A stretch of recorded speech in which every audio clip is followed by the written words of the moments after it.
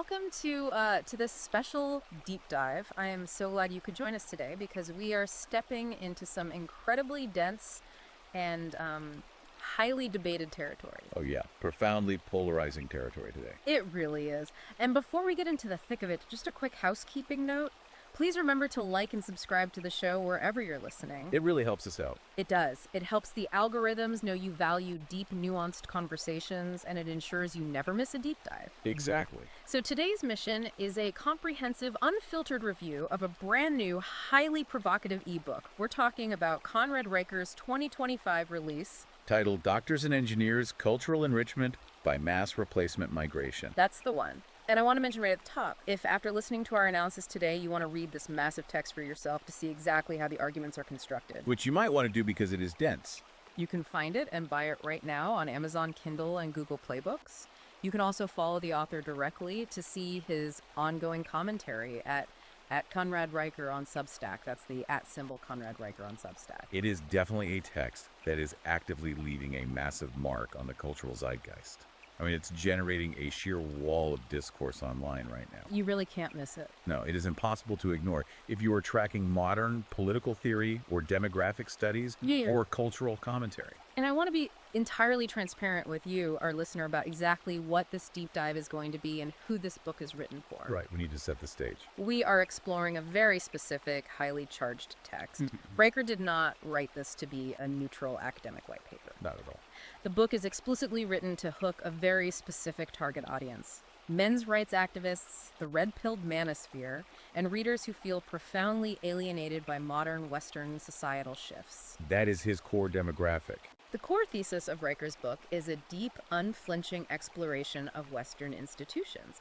So, medicine, engineering, academia, the state itself. All foundational pillars. Yes, and the author claims these pillars were systematically captured by feminists and Marxists, leading to the intentional, deliberate displacement of native populations. And if you are interested in understanding the history of our institutions before they were allegedly captured by feminists and Marxists. Or at the very least, if you want to understand the exact argument that this capture has taken place. Right. This text is essentially the modern blueprint of that worldview. It really is. And right here is where I need to firmly step in and establish the absolute ground rules for you, the listener, as we navigate this deep dive together. Very important. Because this source material contains intensely politically charged content. It encompasses both right-wing and left-wing cultural touchpoints and touches on the third rails of modern society: race, gender immigration, and institutional trust. Ah, the heavy stuff. So I want to make it explicitly clear, we are never taking a side here. We are not endorsing, validating, or condemning the viewpoints of Conrad Reicher. We are not here to tell you if his sweeping conclusions are morally right or morally wrong. Our mission as your expert guides is purely analytical. Purely. We are here to impartially unpack the arguments, dissect the data he presents, and examine the narratives in the text so you can understand the exact anatomy of the author's worldview. We're looking at the mechanics of the book. Exactly.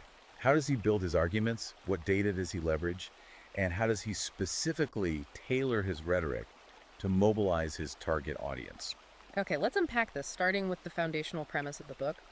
Reicher doesn't ease the reader in with gentle pleasantries. No, he comes out swinging.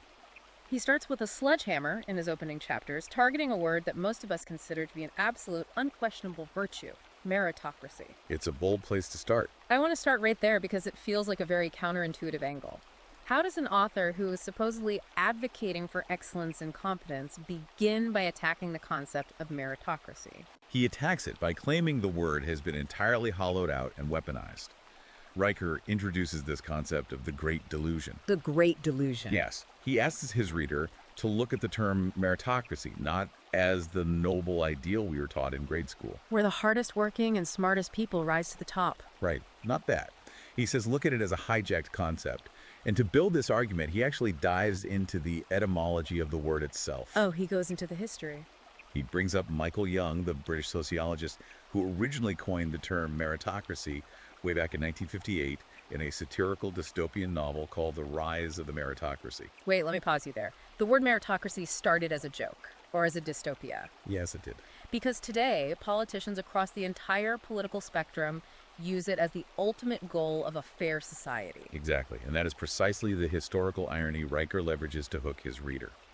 Young meant the book as a stark warning. A warning about what? The novel depicted a rigid, terrifyingly efficient future society where a new ruling class was built entirely on intelligence testing and relentless effort, Okay.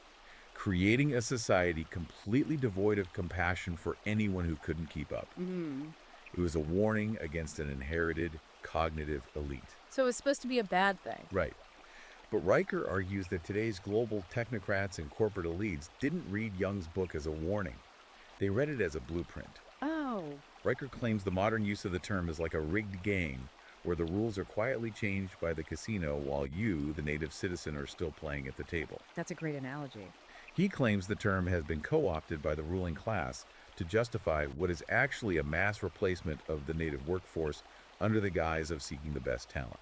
So he's taking the prevailing corporate narrative that we live in a globalized world where companies are just scouring the earth for the absolute best and brightest, Right. and he's flipping it completely on its head. What's fascinating here is how Riker completely inverts that standard narrative to appeal to a reader who feels economically left behind. The guy who played by the rules but still lost. Precisely. The prevailing story told by major corporations, tech conglomerates, and governments across the West is that nations like the US, Canada, and the UK are suffering from a massive critical talent shortage. You hear that all the time. This is the justification used for massive amounts of skilled immigration, particularly through programs like the H-1B visa in the United States, the Express Entry System in Canada, or the EU Blue Card. Right. But Riker tells his audience that this talent shortage is a total fabricated illusion. If it's not a talent shortage, what does he claim it is? Because you look at the tech sector and they are constantly lobbying Congress saying they cannot find enough domestic engineers to fill the roles. Riker calls it a compliance shortage. A compliance shortage. Yes, he argues that domestic engineers, local doctors, and native tech workers are passed over for promotions and hiring not because they lack the requisite skill or education. Then why? Because foreign workers on visas are fundamentally different economic assets. According to Riker, visa-dependent workers are cheaper to employ. They are statistically less likely to unionize or demand better working conditions. And they're tied to their visa. Crucially, they are legally tied to their employers. If an H-1B worker in the U.S. loses their job, they have a very short window to find another one, or they face deportation. Right, it's like 60 days or something. Exactly. Riker argues this creates a workforce that is client obedient and far easier for corporate management to control. And he doesn't just leave this as abstract theory either. He grounds this argument with some incredibly vivid and frankly emotionally brutal real-world examples in the text. Very brutal. I want to look at the story he tells about the Canadian emergency room doctor because this section of the book felt highly engineered to elicit a sense of profound injustice from the reader. Yes, the rhetorical strategy there is very intentional. He introduces a hypothetical yet composite-based story of a Canadian emergency room doctor. Yeah, walk us through that. Riker details his background. Born in rural Saskatchewan, worked incredibly hard, and completed his medical training at McGill University, which is one of the premier medical institutions in Canada. Right, so he is the quintessential local boy done good. He checks every single box of the traditional meritocratic ideal. Precisely. Okay. But then Riker drops the data point. This doctor applies for 38 different residency positions across hospitals in Ontario and Quebec. 38 positions. And he is rejected by every single one of them. Wow. The reader is primed to ask why. Did he fail his boards? Is he incompetent? Riker claims these rejections had absolutely nothing to do with performance or medical capability. What does he blame it on? He points to the systemic structure of the residency matching system. Riker argues that these coveted residency spots were purposefully filled by international medical graduates, or IMGs, who are fast-tracked through government express entry immigration programs. He paints this picture of the Canadian government running glossy recruitment billboards in Delhi and Manila, actively courting foreign medical graduates, while a domestic McGill-trained doctor is sitting in Saskatchewan, unable to practice medicine in his own country. It's a very potent juxtaposition. But does he provide macro data to support this, or is he just relying on isolated emotional anecdotes? He scales it up immediately. He moves from Canada to the United Kingdom, specifically looking at the National Health Service, the NHS. Okay. The book cites statistics claiming that the UK now fills up to 97% of its new general practitioner roles with foreign-trained doctors. predominantly from countries like India, Pakistan, and Nigeria. 97%. That is a staggering figure. How does he explain that within the context of his compliance theory? He explains it through the lens of pure, ruthless state economics. Riker notes that domestic British medical students currently face strict government caps on the number of medical training slots available at universities. So they literally cap how many citizens can study medicine. The state limits how many native British citizens can even become doctors. Riker says the rationale behind closed doors is simple math. It costs the British taxpayer hundreds of thousands of pounds to fund the years of education and training for a doctor in Plymouth or Manchester. Right. But if the UK imports a fully trained doctor from Punjab, the Indian taxpayer has already footed the bill for the education. Oh, I see. The UK gets the finished product for a fraction of the investment. Riker frames this not as global cooperation, but as the Western state abandoning its duty to educate and uplift its own youth in favor of cheap imported human capital. That economic ruthlessness really shines through when he pivots from medicine to the tech sector, which is obviously the engine of the modern economy. He goes after the H-1B visa program in the United States with a vengeance. He does. And he uses data from establishment sources to build his case, which is a key tactic for him. Right. He doesn't just quote fringe blogs. Exactly. Riker cites a 2022 Brookings Institution report. Brookings is a mainstream, widely respected think tank. Very mainstream. The report states that U.S. universities actually produce roughly 3 times as many computer science graduates as there are H-1B visas issued annually. Let me make sure I'm following the logic he's presenting to his reader. If U.S. universities are producing 3 times the number of computer science grads as there are visas, the argument that there are simply no Americans available to do the work mathematically falls apart. That is exactly his point. The math, according to Riker, fundamentally contradicts the corporate narrative of a talent deficit. Right. If there is a surplus of domestic graduates, wages should theoretically rise to attract them. Instead, tech companies lobby for more visas to increase the labor pool and keep wages suppressed. That makes sense from a corporate profit angle. He points his lens directly at tech titans like Google and highly visible figures like Elon Musk. Musk, the book notes, frequently advocates for massive, unlimited H-1B expansion to bring in top talent while simultaneously orchestrating massive layoffs of American engineers at his companies. He frames this dynamic with a very specific, chilling phrase: corporate feudalism. Corporate feudalism, yes. He's arguing that modern tech companies aren't engaging in free market capitalism. They are building modern fiefdoms. To support that feudalism claim, he brings in a 2021 MIT study. This study analyzed the behavior of visa-dependent workers in the tech sector. And what did they find? They found that H-1B workers are 68% less likely to sue their employers over workplace violations, wage theft, or abusive management practices compared to native-born citizens. Yeah, that's 68%. For Riker, this statistic is the smoking gun. It proves to his audience that companies are not importing innovation, they are importing silence. They're importing obedience. And he humanizes that data with the story of John Carter. This part of the book reads almost like an economic thriller. It really does. John Carter is an 18-year veteran at Intel. He's led divisions, he's built major architectural systems, he has a mortgage kids in college. And then, according to Riker's Telling HR, simply walks into his office one random Tuesday and says, "We're going in a different direction. Box up your desk." And the crucial detail Riker adds is who replaces him. Carter is not replaced by a brilliant new domestic college graduate with fresh ideas. No. He is replaced by an H-1B worker who is being paid $30,000 less per year. Riker includes a quote allegedly from the new management justifying the hire, saying the new guy doesn't ask questions, he just works. Riker uses that specific phrase to basically tell his reader, this is what they think of you. He says that phrase doesn't ask questions, just works, should absolutely terrify any free citizen in a democracy. He equates it to indentured technical labor. It's a powerful emotional hook for his target audience of men who pride themselves on logic, competence, and building things. Right. He's telling them your competence does not matter to the state or the corporation if it comes with the inconvenience of your civil rights. Exactly. But Riker knows that to make this a truly comprehensive worldview, he can't just limit his argument to the workplace. He has to show how this alleged system impacts the native citizen outside of office hours. So he shifts to the housing market.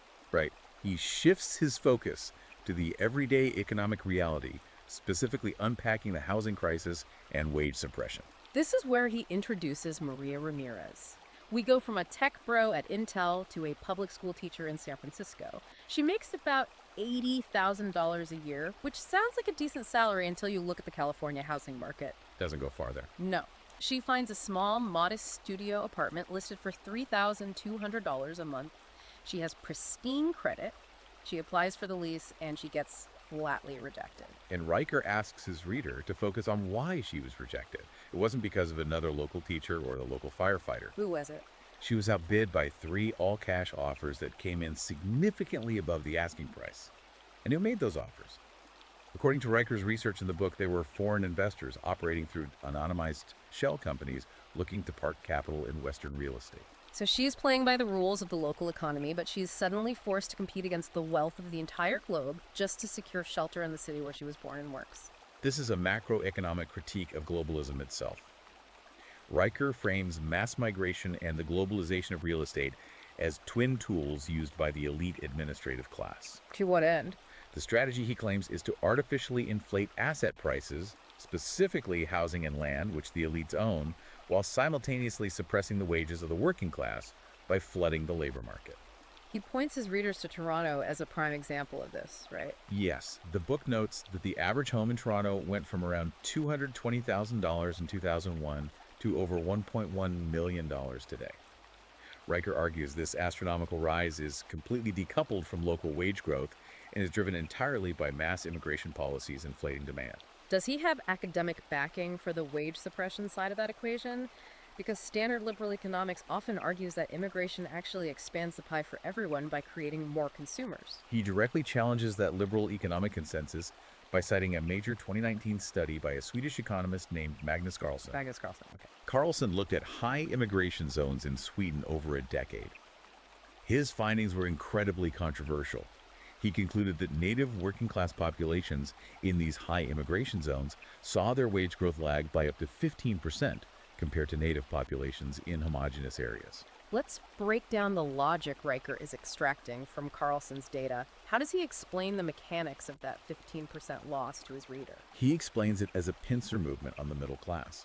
The logic Riker presents is that flooding the labor market with millions of new desperate workers creates an artificial surplus of labor. Right. If an employer has 100 people begging for a single job, they have absolutely zero incentive to offer raises-proof conditions or provide benefits. They can freeze or even lower wages. That is the bottom jaw of the pincer. And the top jaw? The top jaw is the housing market. That same massive influx of people suddenly needs shelter, which creates an artificial explosion in demand for housing, driving rents and home prices through the roof. So the native citizen is caught in the middle. Their paycheck is stagnating because of foreign labor competition, and their rent is doubling because of foreign housing demand. Exactly. And who does Riker say is orchestrating and benefiting from this massive squeeze? He claims this is the deliberate design of what he calls the new caste system. The new caste System, yes. And to illustrate the end goal of this system, Riker points to Dubai.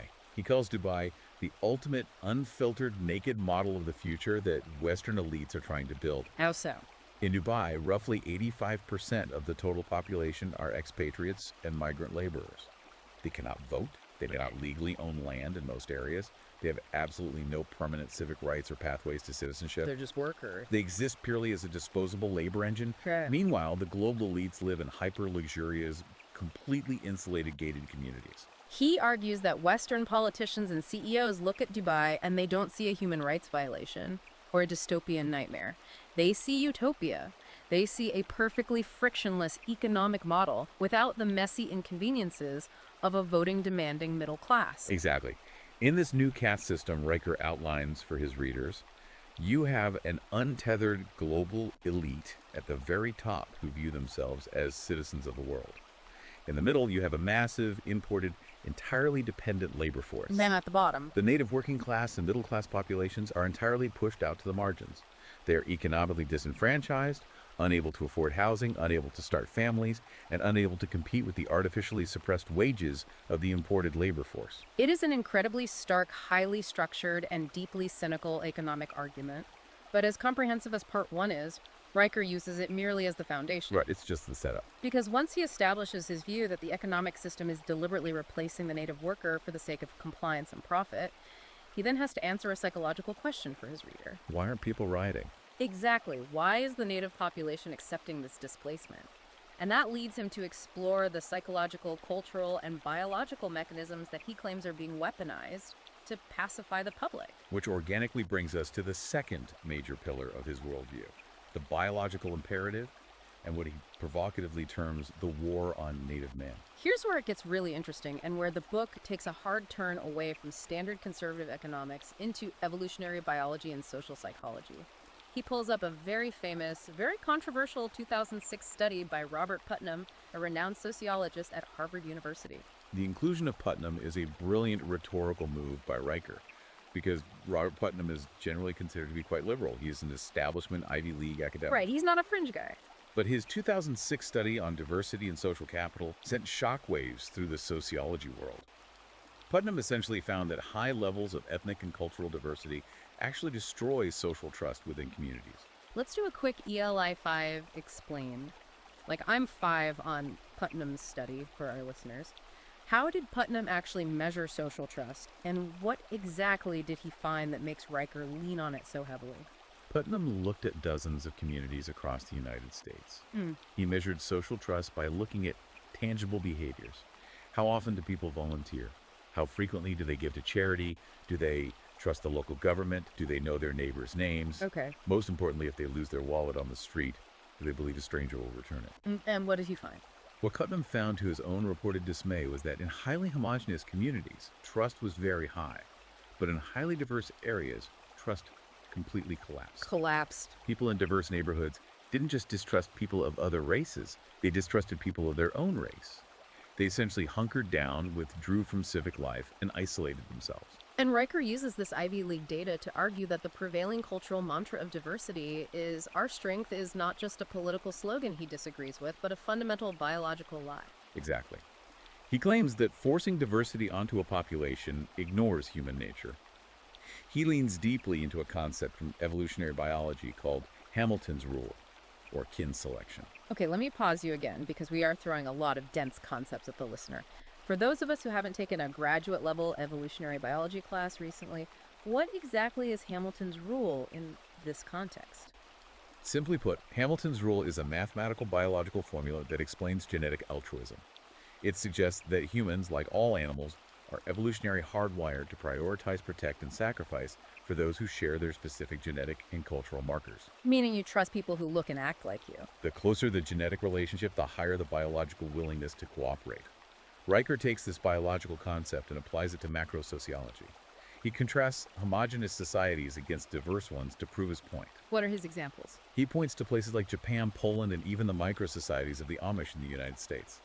These groups exhibit incredibly high social trust, incredibly low crime rates, and strong, unbreakable familial bonds. Because according to Riker's application of Hamilton's rule, they see themselves and their neighbors. They are biologically and culturally aligned. Exactly. And he contrasts those high-trust societies against what he sees as the highly fragmented, paranoid, and alienated reality of modern Western cities like London, Chicago, or Malmö in Sweden. Right.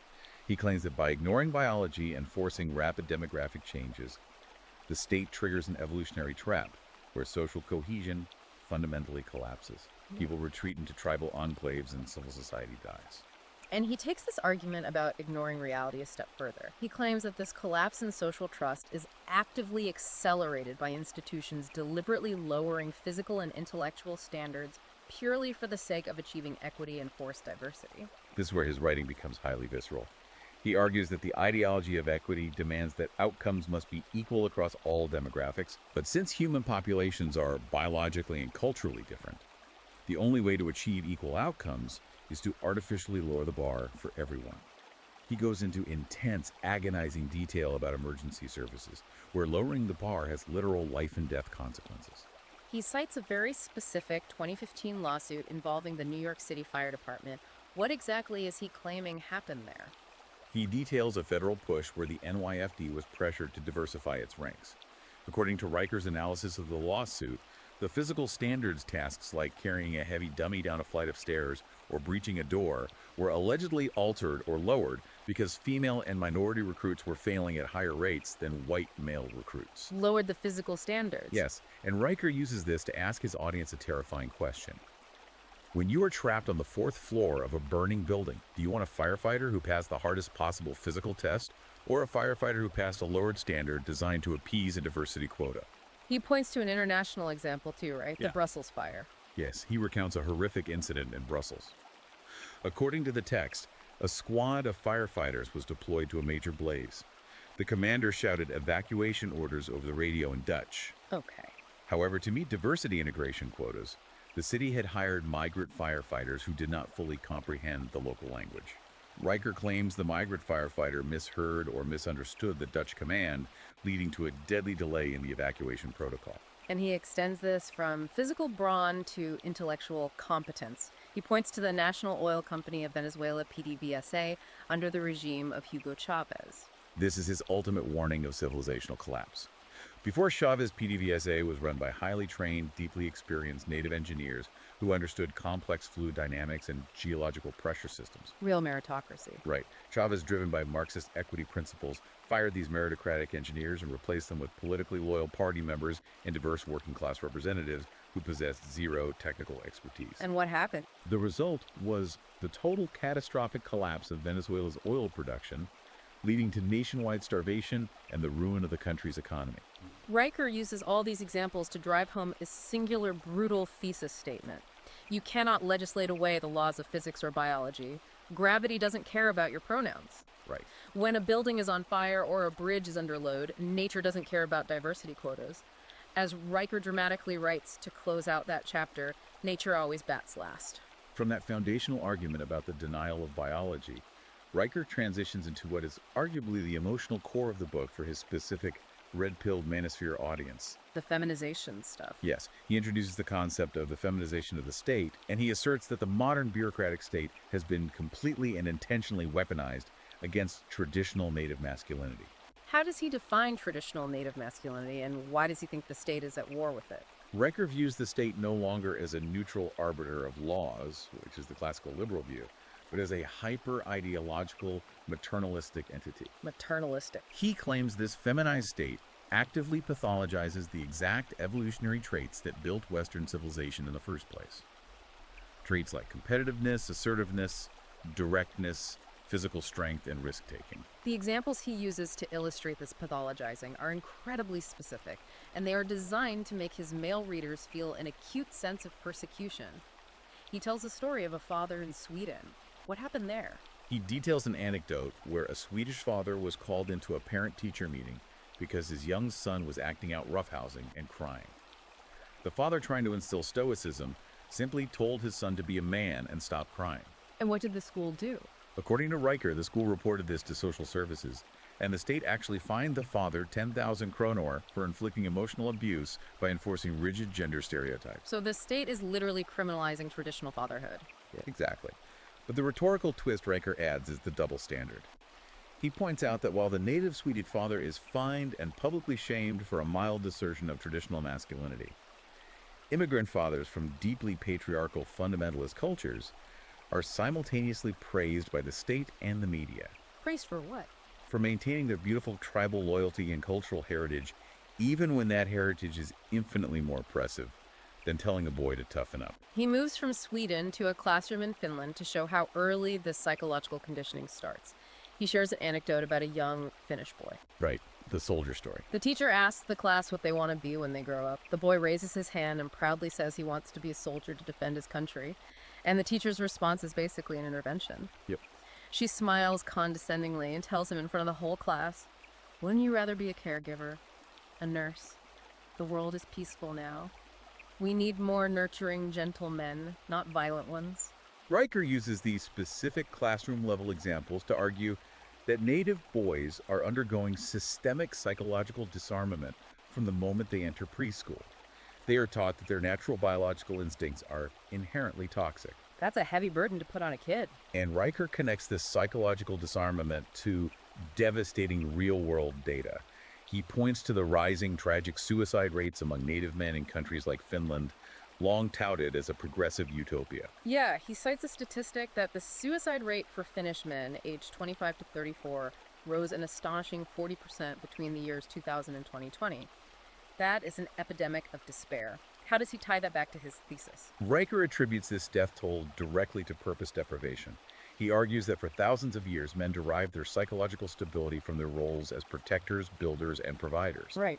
The feminized state, he argues, has stripped Native men of these historical roles, outsourced the building and protecting to others, and labeled their natural instincts as toxic masculinity. But they don't do that to everyone. No, the devastating irony Riker highlights is that the state simultaneously imports millions of men from foreign cultures that highly value male dominance, aggression, and tribal loyalty.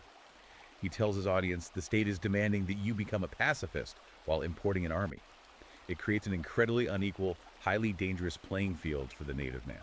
And that unequal playing field leads directly into his most controversial and frankly most provocative sociological claim, the mating market dynamics. This is where he speaks directly to the core anxieties of the manosphere. Riker dives incredibly deep into female hypergamy. Yes, and we need to understand how he frames this biologically. He relies on evolutionary psychology to claim that women are biologically fundamentally wired by millions of years of evolution to seek out high-status, dominant, high-testosterone traits in a mate to ensure the survival of their offspring. He states this as a hard fact. He states this not as a cultural preference, but as an inescapable biological imperative. But according to Riker, the feminized state and modern culture have completely skewed this natural market. Precisely. If we connect this to the bigger picture Riker is painting, he argues that the state has orchestrated a massive demographic mating collapse for the Native man. A mating collapse. By flooding Western nations with foreign men from patriarchal cultures, men who, as Riker describes them, do not apologize for their masculinity, who carry themselves with assertiveness, and who demand respect. While simultaneously forcing Native men to undergo decades of education, telling them to be emotionally submissive, overly agreeable, and endlessly apologetic for their privilege. The state has rendered the Native man biologically unattractive to the Native woman. He describes this dynamic with a very clinical, terrifying phrase for his audience: evolutionary recalibration. He's basically saying the market is adjusting and you, the Native man, are being priced out. Does he have data for this, or is this just pure grievance? He cites modern dating metrics, specifically pointing to a large-scale YouGov survey conducted in the UK. According to his interpretation of the data, a vast majority of British women on dating apps exhibit a marked preference for foreign or mixed-race men over native British men, even when income, education, and physical symmetry are identical. Wow. He tells anecdotes of native software developers, guys earning huge six-figure salaries, the supposed winners of the meritocracy being routinely rejected on dates for being too nice, too agreeable, or lacking edge. Well, according to Riker, their foreign colleagues are praised by these same women as exotic, dominant, and exciting, precisely because they don't conform to Western feminist behavioral standards. They expect respect and act with traditional authority. And for Riker and his readers, this is the ultimate existential betrayal. He concludes this section by telling his audience that Native men are not just being erased from the corporate boardroom or pushed out of the construction site. They're being systematically, deliberately erased from the genetic future of their own nations. It's an argument designed to bypass logic and strike directly at the most primal evolutionary fears of his male readership. Very much so. It's an incredibly bleak, almost suffocating picture he paints. It's designed to make the reader feel completely cornered. But he doesn't stop at the biological or economic level. He anticipates the reader's next question. If this is all happening and it's so obviously detrimental, how is it allowed to continue? Why isn't the public voting to stop it? That's the million-dollar question. And that brings us to his concept of institutional collusion. We move into part 3, the woke blob media borders and the eradication of truth. Riker claims that none of this massive demographic and economic displacement could happen in a functioning democracy without the total coordinated institutional collusion of what he terms the woke blob. I've heard variations of that term before. How exactly does Riker define the woke blob in the context of this book? He defines it as an unholy, completely symbiotic trinity composed of the corporate media academia and the permanent state bureaucracy. Those three.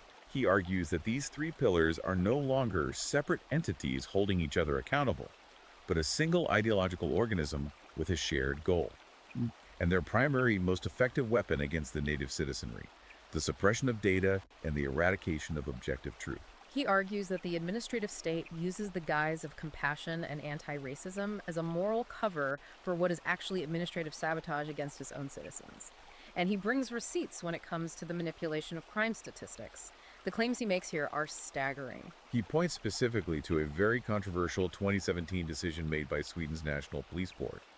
In 2017, the Swedish police officially decided to delete the ethnicity and national origin fields from their national crime database. Delete them completely. Riker dissects the rationale given by the police, which was to prevent prejudice and avoid stigmatizing minority groups, and completely shreds it.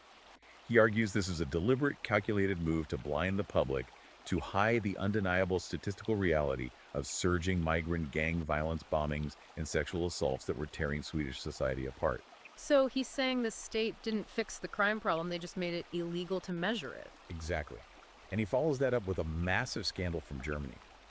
He points to a 2024 investigative report by Der Spiegel, a highly credible German publication. Right, Der Spiegel is huge. The report alleged that Germany's top federal police and intelligence agencies, the BKSI and the BFE, were actively suppressing and altering migrant crime statistics. And the alleged reason, specifically to avoid fueling right-wing narratives and to protect the legacy of Angela Merkel's open-door immigration policies. Riker's takeaway for the reader is profound here. He says that when the state begins lying about basic empirical realities like crime and physical safety in order to protect an ideological narrative, civilization is already in a state of active collapse. The social contract is broken. And he applies this exact same lens to the border crisis in the United States. He looks at the sheer scale of the border numbers. He cites the 2.5 million apprehensions by U.S. Customs and Border Protection in a single year, 2023. He analyzes the deliberate political dismantling of the Remain in Mexico policy, which previously forced asylum seekers to wait outside the U.S. while their claims were processed. And he goes after the non-governmental organizations, the NGOs, which he sees as the enforcement arm of the woke blob. He brings up groups like Race, pointing out that they are heavily funded by liberal Silicon Valley billionaires. Right. He notes how these NGOs use their massive war chest to actively sue the federal government to block deportations, basically tying up the legal system so that no one can ever be removed. Riker uses all this to make a fundamental paradigm shift for his reader. His absolute conviction is that the border system isn't broken. When politicians go on TV and say the system is broken, Riker claims they are lying. It's not a failure of competence, and it's not a lack of resources. What is it then? He claims the system is succeeding perfectly at its actual unspoken goal. Demographic replacement. The chaos is the feature, not the bug. But to maintain a system that is so obviously damaging to the local population, the woke blob needs to control how people think about it. And that leads to Riker's critique of linguistic sabotage and media complicity. He argues the media acts as the propaganda wing of the state. He traces how the media subtly, methodically changes the rules of language to alter public perception over time. He notes how major institutions like the Associated Press Style Guide and the BBC officially changed the term illegal immigrant to undocumented person. That shift happened a few years ago, yeah. To Riker, this is a brilliant piece of psychological warfare. Undocumented sounds like a mere clerical error. It sounds like someone just forgot their paperwork at the DMV. It completely erases the criminality, violation of sovereignty, and the physical act of crossing the border. It softens the reality. He argues that in the language of the blob, words like diversity are actually used as synonyms for erasure, and the phrase cultural enrichment actually translates to demographic substitution. He argues the media is completely complicit in hiding the victims of this substitution. The book points out how the corporate media will endlessly run glowing, beautifully shot features on immigrant entrepreneurs.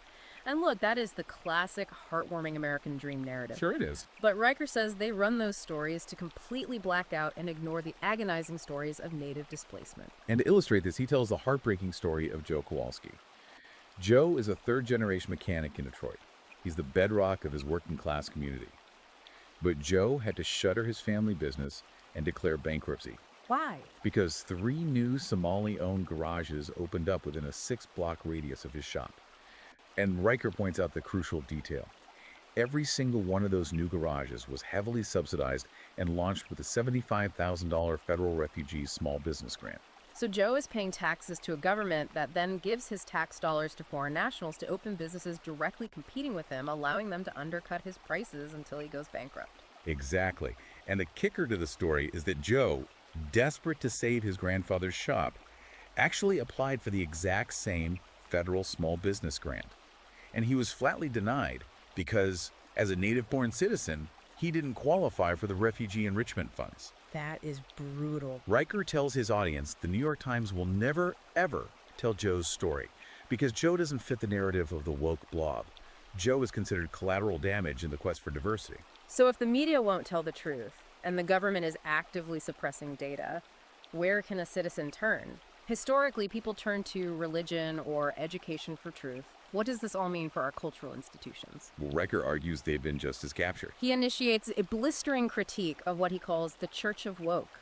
He looks at traditional religious institutions, pointing specifically to massive suburban megachurches and even aiming his sights at the Vatican and Pope Francis. Yeah, he goes right to the top. Yeah. He criticizes them heavily for abandoning traditional localized scripture in favor of pushing a globalist open borders theology.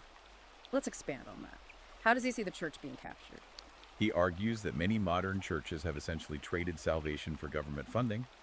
He claims they have become taxpayer-funded resettlement NGOs, receiving massive federal grants to facilitate migrant housing. Doing the government's work. He argues they care more about social engineering diversity quotas and preaching intersectionality than they do about the spiritual salvation of their local flocks. Let me jump in there just to clarify terms for the listener. When Riker criticizes them for pushing intersectionality, what does he mean in this context? Intersectionality is an academic framework that categorizes people based on their overlapping identities of oppression, race, gender, sexual orientation, etc. Riker argues that the church has adopted this Marxist hierarchy, meaning they view a native white working class parishioner as an oppressor who needs to atone while viewing a newly arrived migrant as inherently virtuous due to their oppressed status. He claims this completely perverts the Christian doctrine of equal grace. And if the church is compromised, he argues academia is even worse. This leads to what I found to be his most fascinating philosophical argument in the entire book, the death of the trivium. This is a profound point. The trivium is the foundation of classical Western education, dating back to the Middle Ages. It consists of three pillars: grammar, logic, and rhetoric. Break those down for us. Grammar is learning the foundational rules and facts of reality. Logic is the ability to connect those facts to find objective truth. And rhetoric is the ability to persuade others of that truth. Riker argues that the modern university system has actively, intentionally assassinated the trivium. He argues they have completely inverted it. They prioritize emotional rhetoric first. They actively destroy grammar by claiming definitions of words like man or woman are subjective, and they view logic as an actual tool of oppression. What are the examples he gives of this ideological capture? He provides alarming documented examples from the Ivy League. He cites an instance at Columbia University where a tenured professor was formally reprimanded by the administration for assigning Plato's Republic. Plato. The reason. A student complained that the classical Greek ideals of objective truth and virtue promoted white supremacy and made them feel unsafe. He also mentions a debate at the University of Michigan. Yes, a planned debate titled, "Is Meritocracy Racist?" Riker notes that the debate had to be canceled because student activists and faculty moderators declared that the very act of demanding empirical evidence statistics and formal logic was relying on colonial tools of oppression. They called logic colonial. He points to Harvard University requiring mandatory diversity, equity, and inclusion loyalty oaths for any new faculty member to even be considered for a job. For Riker, this proves that the Socratic method of rigorous, uncomfortable debate has been entirely replaced by safe space pedagogy. It's an environment where subjective feelings fundamentally trump objective facts, and reality itself is penalized if it causes emotional discomfort to a protected class. He illustrates this academic death with the story of a graduate student at Yale. The student was pursuing his degree in political science. He wrote a thesis using standard peer-reviewed economic models, basic supply and demand logic to argue that mass migration negatively impacts the housing availability and wage growth of native citizens. And what happened to his thesis? He was denied his degree, but Riker emphasizes why he was denied. The Academic Review Board didn't say his mathematical models were wrong. They didn't say his data was flawed. They denied him because they stated his rhetoric was harmful to marginalized communities. And that is Riker's concluding thought on institutions. When empirical truth is officially categorized by universities as harm, the academy is dead. The pursuit of knowledge has been replaced by the enforcement of dogma. At this point in the book, the reader is likely feeling completely overwhelmed, surrounded on all sides by institutional capture. But, and this is where the book makes its major structural pivot, Riker doesn't end on a note of nihilism or despair. He doesn't want his readers to just be angry and depressed. He moves into part 4, the Red Pill Awakening and the Path to Reclamation. This is where Riker stops diagnosing the problem and directly addresses his manosphere audience with a tactical manual. He shifts from broad critique to highly specific strategy. He outlines what he views as a burgeoning counter-revolution, one that is ironically born out of the very censorship the woke blob utilizes. He introduces a concept he calls the censorship resistance feedback loop. This is his argument that banning controversial figures doesn't silence them at all. It acts as a massive accelerant. It multiplies their influence exponentially. He uses figures like Andrew Tate and Jordan Peterson as his prime examples. Exactly. When those figures were purged from mainstream corporate control platforms like YouTube, Twitter, or mainstream publishing houses, the woke blob thought they had achieved victory. But Riker points out that the ideas didn't disappear. Of course not. Millions of young men perceiving the censorship as proof that these figures were speaking dangerous truths simply adapted. They downloaded VPNs, they migrated to unmoderated alternative platforms like Rumble, Telegram, and X, and they started sharing forbidden content through vast decentralized shadow libraries like Library Genesis. I want to focus on that point about shadow libraries because Riker notes a fascinating trend. These young men aren't just downloading political manifestos or modern podcast transcripts. He points out that shadow libraries are seeing millions of downloads for texts written thousands of years ago. This raises an incredibly important question about the nature of this awakening. Riker notes that these young men abandoned by modern academia are teaching themselves. They are downloading the works of classical philosophers like Arthur Schopenhauer, Friedrich Nietzsche, and the Stoic Emperor Marcus Aurelius. They're reading the classics. They are actively seeking out the foundational texts of Western civilization because they realize the corporate media machine has starved them of meaning. They are abandoning the mainstream entirely to forge their own intellectual republic. So Riker's telling his readers, you are not victims of the system. You are the vanguard of a new parallel society. But he doesn't just want them reading philosophy in the dark. He demands action. He advocates for the physical active construction of parallel institutions. Since the public schools and the Ivy League are, in his view, completely captured by Marxist ideology and beyond saving, he advises men to enact a total walkaway. And he lists specific concrete actions that are already happening. He talks about the movement of fathers deliberately pulling their children, especially their sons, out of the public school system. He argues that public schools are places where children are taught to hate their own history, where they are introduced to pronoun wheels in kindergarten and subjected to endless gender theory. To replace this, Riker highlights the explosive growth of classical academies. He names specific networks, places like the Socratic Academy in Ohio, the Leibniz Academy in Idaho, and the massive Great Hearts Charter Network across the Sun Belt. These aren't fringe setups. Great Hearts has tens of thousands of students on wait lists. And the curriculum is the key. Riker explains that these classical academies flatly refuse all DEI mandates. They don't have safe spaces. Instead, they resurrect the trivia. They bring it back. They teach young boys how to read Homer's Iliad to understand heroism. They teach Latin to instill grammatical discipline. They teach formal logic so students can dismantle fallacious arguments. Riker emphasizes that the parents funding and building these schools aren't rich liberal elites. They are working-class men, plumbers, mechanics, and local business owners who are pooling their resources to rescue their children from state indoctrination. Furthermore, Riker focuses heavily on the restoration of physical male brotherhoods to combat the crushing psychological toll of modern alienation. He profiles a specific group to illustrate this, the Iron Fellowship in Austin, Texas. The Iron Fellowship is a fascinating case study in Riker's worldview. This is a rapidly growing group of men who deliberately reject the comfort of modern life. They meet at 5:30 in the morning in the Texas heat. They strap on 50-pound rucksacks and walk 5 miles together in silence. Afterward, they study Stoic philosophy and hold each other brutally accountable for their personal and professional failures.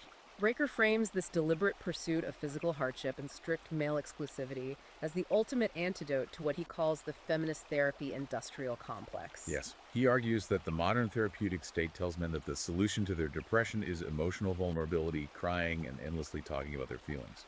Riker wholly rejects this. He argues that men don't need emotional vulnerability to heal. They need duty.